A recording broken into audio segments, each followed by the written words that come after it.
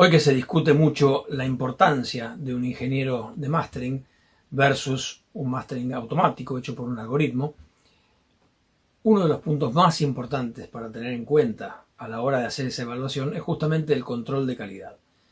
El control de calidad aplica no solamente al máster en sí mismo, sino a todos los pasos previos.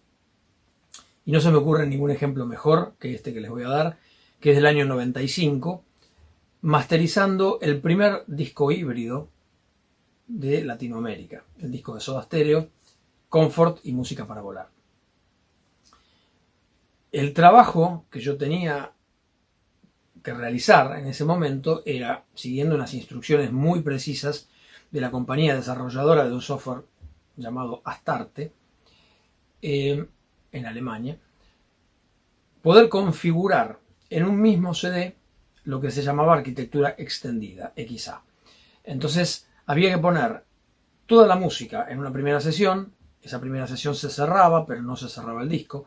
En la segunda sesión se grababa lo que llamábamos el ROM, el CD-ROM, que algunos recordarán perfectamente de qué se trata, otros no tienen ni idea. Pero digamos que el CD-ROM era información que venía en un CD y que era básicamente de uso para computadoras, es decir, eran programas informáticos, data en general, no música. Algunas veces podía contener música, pero el CD-ROM esencialmente tenía más que ver con la informática.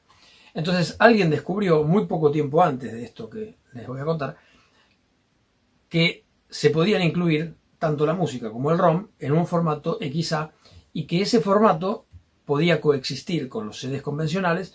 Cuando uno lo ponía en un reproductor de música se escuchaba solamente la música, y si lo poníamos en una computadora podíamos escuchar y ver también la parte de programación o lo que tuviera.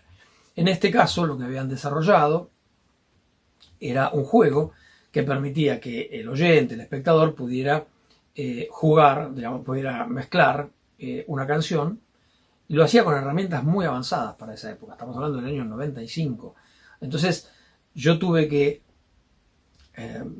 pasar rápidamente a entender cómo funcionaba este software y hablar con esta compañía en Alemania, hablar por teléfono, a veces por fax, para plantear, bueno, con muchísimo cuidado cómo tenían que ser esos pasos, para que me orientaran.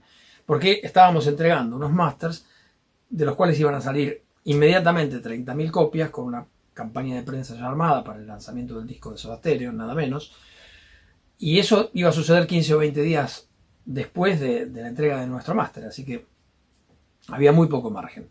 Bueno, resultado, yo hice todos esos pasos, acomodé, digamos, la música, había que tener mucho cuidado con el espacio que se iba a ocupar, porque si no, no entraba. Cerré la sesión, después grabé la información, o sea, el juego, en un formato encriptado.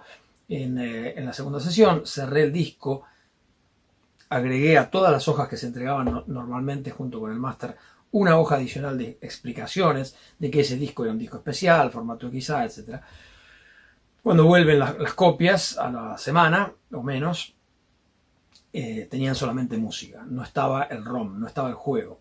Bueno, desesperación total de la compañía. Yo me tuve que ir esa misma noche a Miami, a la planta de Americ Disc, para poder con mi máster realizar nuevamente las copias. Las copias hubo que destruirlas frente a escribano público. Todo realmente un rollo importante, que inesperado, porque tenía que ver justamente con la dificultad de producir un formato por primera vez, no solo en el país, sino en todo el continente latinoamericano. Entonces, lo que hicimos fue, bueno, efectivamente rehacer esas copias, pero me quedó muy grabado la importancia del control de calidad, y se aplica hasta el día de hoy en todos los pasos de la producción discográfica. Particularmente, en el ejemplo que les quiero contar, es algo que estoy masterizando ahora, estos días, esta semana, que es folclore paraguayo, hermosísimo, muy bien tocado, muy bien grabado, en donde el control de calidad no pasa por algo que esté mal, es simplemente una cuestión de gustos, pero una cuestión de gustos basada en la experiencia y basada en el conocimiento de lo que generalmente pasa, por lo menos en nuestra música popular. Ahora voy a explicar bien el ejemplo, pero creo realmente que ese es un caso en el que el control de calidad hecho por un algoritmo, si existiera, no lo podría detectar, porque no hay, por lo menos hasta el día de hoy, dentro de la inteligencia artificial, la posibilidad de detectar problemas a ese nivel, con ese nivel de sutileza. Y creo que cualquier ingeniero de mastering está capacitado para encontrar ese tipo de inconvenientes que vamos a ver ahora.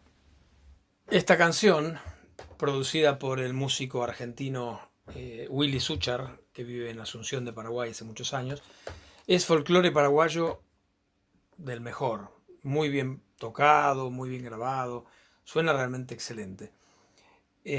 Esta canción en particular tiene dos o tres momentos de solo. El primero es de armónica, después viene uno de bandoneón, después vuelve otro de armónica. Y quiero mostrar que en el primer momento de solo, en realidad esto pasa en los tres, pero es interesante como la presencia que tiene la armónica en el momento de entrada es una y después va cayendo medio inadvertidamente hasta el final del solo, hasta el punto que realmente el solo queda medio perdido adentro de la mezcla. Eso pasaba en la versión inicial de mezcla antes de hacerle el control de calidad, ¿no? Entonces, para escuchar cómo queda eso, vemos que también después cuando retoma el bandoneón, es decir, continúa con el solo de bandoneón, pasa exactamente lo mismo. Empieza bien y se va metiendo dentro de la mezcla hasta quedar medio perdido. Entonces vamos a ver después la versión 2 y cómo eso está mejorado. La versión 1 original, donde pasa esto de que van desapareciendo a los pocos segundos, suena de esta forma.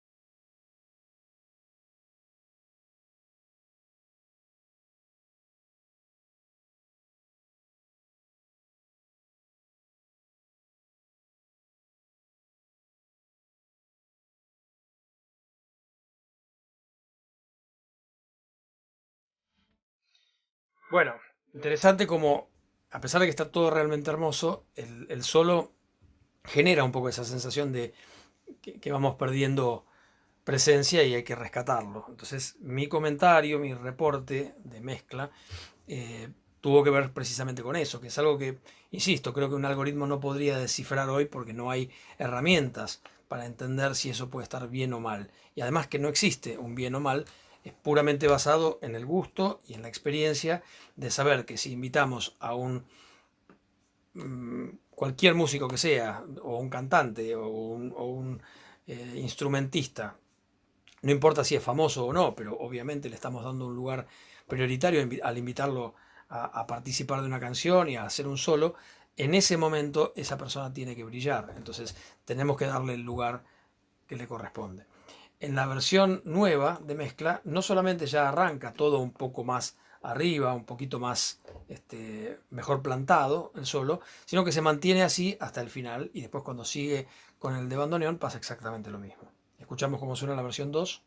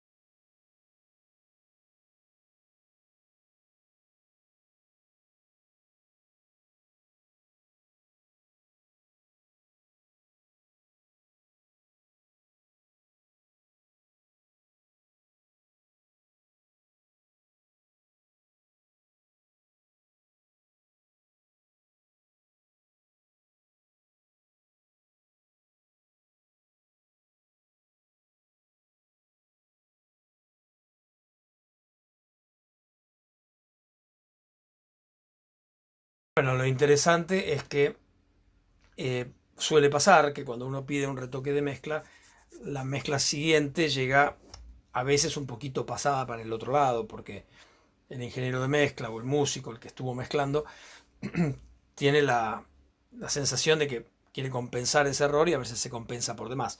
Pero en este caso no es problema porque quizás ahora el instrumento principal, el del solo, haya quedado un poquito fuerte, pero lo puedo compensar haciendo un trabajo MS para reforzar un poquito los costados de la imagen estéreo y dejar el solo en su lugar. Pero prefiero eso y no que quede hundido, porque si queda hundido no tengo cómo rescatarlo. Entonces ahora para escuchar, para terminar, escuchar cómo sonaba el final de cada solo en la versión 1 y en la versión 2. En la versión 1 estaba en este nivel.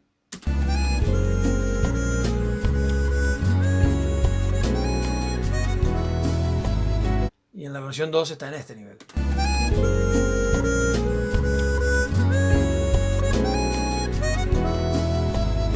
Y en el otro caso, en el caso del bandoneón, la versión 1 suena de esta forma.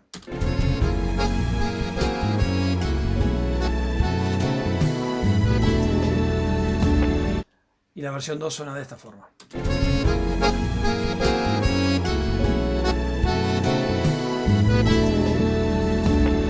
O sea que no hay dudas de que está con más presencia y le hace honor al instrumento solista.